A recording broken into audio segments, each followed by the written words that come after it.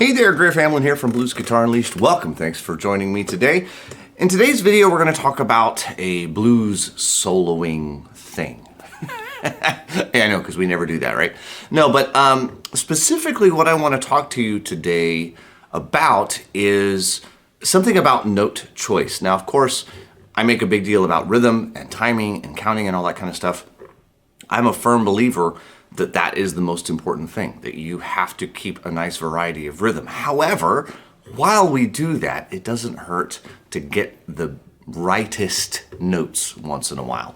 Now, here's what I mean by that. Funny thing about the pentatonic scale, right? Let's say we're in the key of A, right? Because we're always in the key of A. Well, the reality is that when we play that minor pentatonic, and the blues scale is just a variation of that. Okay, and let's say that we play the second box. So the way I like to look at it is I actually like to center myself around the 10th fret, the A on the second string, the root on the second string. And you might have seen my 4-note solo pattern. You can work with just that. Or sometimes I like to add in that low note below it, excuse me, the 9th fret at the 3rd string. So what that gives me, by the time I bend, is all of the notes in the minor pentatonic scale. So that's the root, flat 7, 5th, flat 7, root, flat 3rd, 4th, 5th, if I bend it up, okay? So that's cool and all. But here's the thing. And this is where I'm going to get ever so slightly theory heavy, but I'm going to try and make it quick and painless. If I have an A7 chord, which I do, as the first chord of my blues, the two most important notes are the C sharp, which is the 3rd, and the G natural, which is the 7th. Okay, in my pentatonic scale, I have a C natural, not a C sharp. I do have a G, and of course I do have an A. Now, as far as the most important notes go in my A7 chord, again, the C sharp and the G are the most important. The A is in second place. The E, close to irrelevant. Right? But at least I've got those options. So, if I was playing, I would want to emphasize a note that really brings out the character of the chord. And this is kind of this is where things get a little bit tricky and a little bit heady, I'll say. We have a C natural instead of a C sharp. Okay, in our scale, we have that C natural. Sometimes you squeeze it to bring it up to the C sharp. Okay, sometimes we do that. If we were playing the inverse, the house pattern, what I call the house pattern, where I'm putting my first finger on the root. Some people call that the B.B. King box. But I will bend up to my 3rd, either minor or major, right? So that minor 3rd is really, really important because this is kind of the essence of blues. I like to say this is the blues sound, is playing a flatted 3rd against a chord that has a major 3rd. Okay, so what I mean by that is we have this chord, this A7 chord. You can play it however you want, doesn't matter.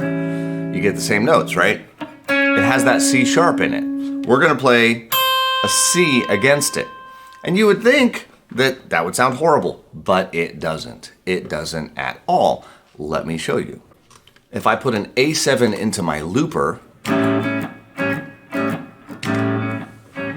right? Of course the A sounds good.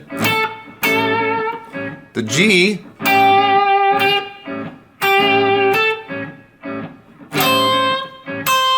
but that C,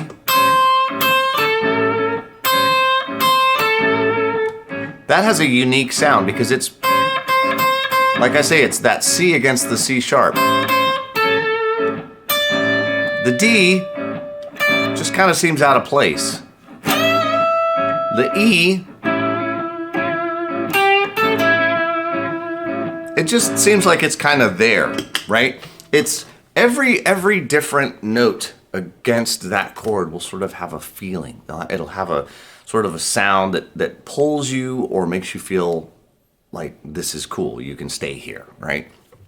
To me, that minor third against the third of the chord is a unique, first of all, it's a unique thing about blues. Almost no other music does it. And if you hear it in other styles of music, we won't say, oh, that's wrong. We'll say, ooh, that sounds bluesy, okay? I promise if you put a major seventh against a chord that has a dominant seventh, you're not gonna say, ooh, it sounds bluesy. You're gonna say, ooh, not good, all right? Or a flatted fifth against a chord that has a fifth in it. You're gonna be like, wow, that's kind of bizarre. Or a flatted sixth, right? And like, there's a lot of things you can do to mess up a note. Most of them will make you go, that's not right. That's really not so good. But we'll play a flatted third against a chord with a major third all day long and just go, oh, that's bluesy, it sounds cool. Okay, so that's a really, really important concept. Why is that such an important concept? Because when we start to get to the other chords, we have different areas of that pattern that are gonna sound really, really good. So I'll say favorite spot is that C natural. Whenever I'm playing the A7 chord, I'm gonna play something like that that's gonna emphasize that.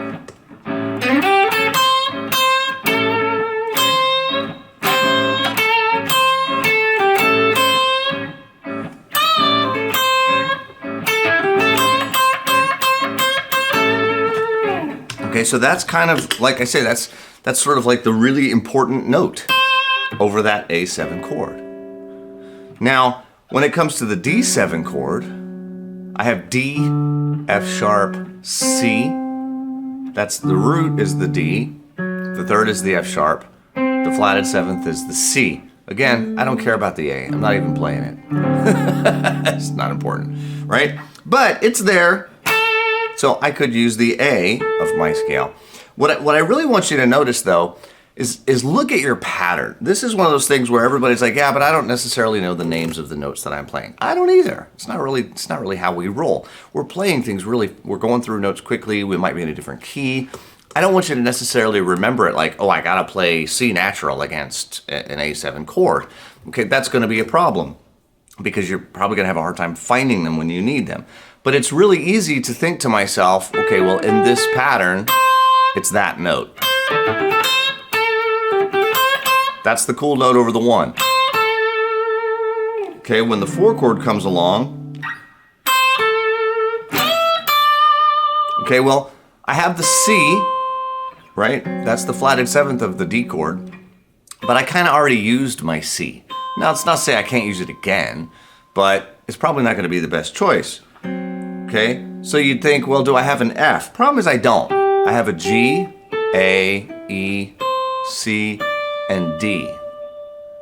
Okay, well, since the C's already been used, and truly the flat 7th, isn't as relevant as the third. I think third goes in first place, flat 7th goes in second place, root goes in third place. So therefore, this note here, so there's my root, the note above it, the root of the D7 chord, to me, is gonna be the most, I'll say the most important, the most relevant one. So even though I'm not gonna change scales going from A to D7, I'm gonna change what note I sort of hover around, right? Now, so let me demonstrate this. I'll put it in the looper. I'll put a couple of bars of A, and then a couple of bars of D.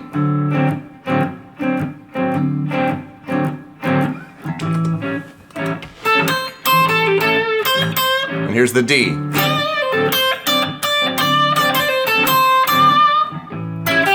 A, D.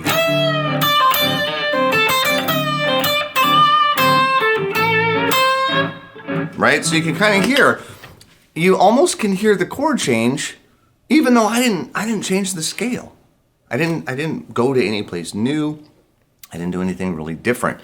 but I'm sort of fixating on a different point. Okay, whenever we play any pattern, right? If it's box 1, right? We're gonna fixate around a certain point at all times. For most people, that's the root.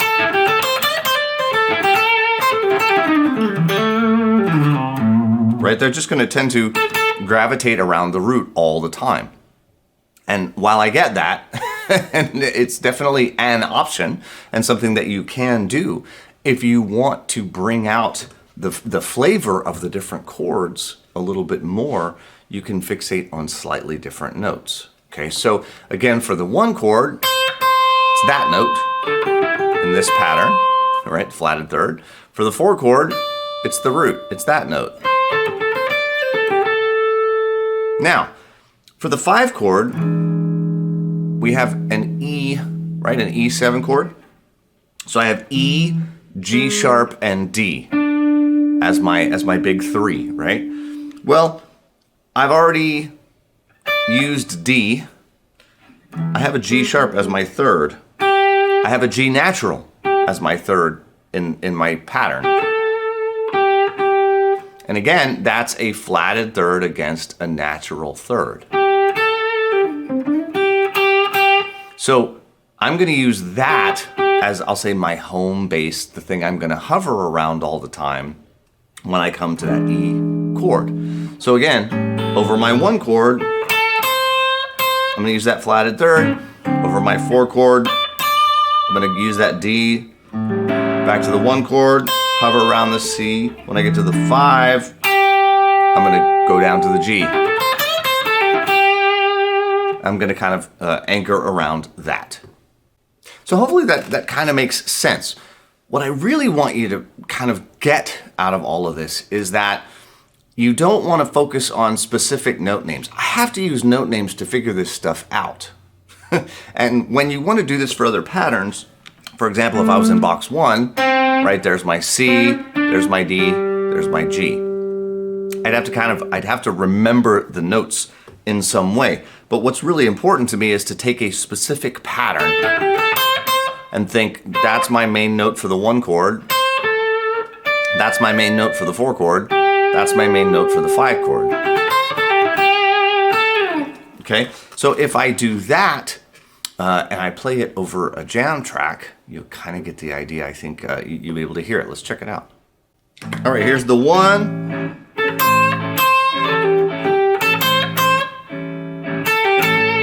Here's the 4. Here's the 1. Here's the 5. 4, 1. 5, 1.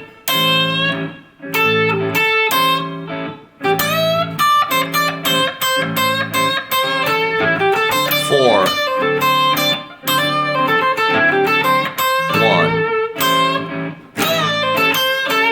5,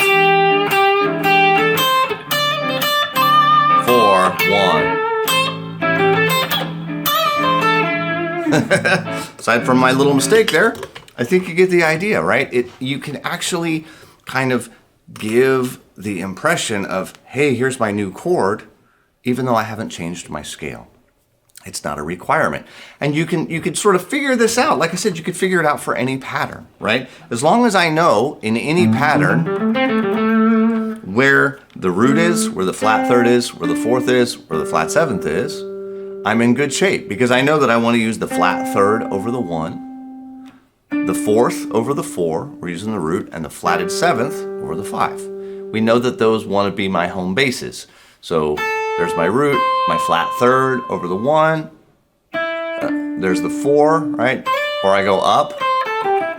You ever wondered why so many, if people are playing in box 1,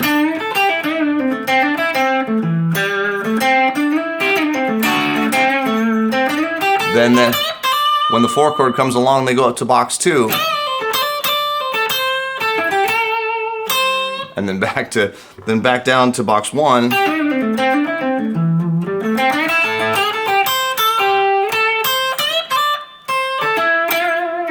And the reason is because there's a D up there, and it makes good sense. There's a D up there. You need that. You want to get to that note.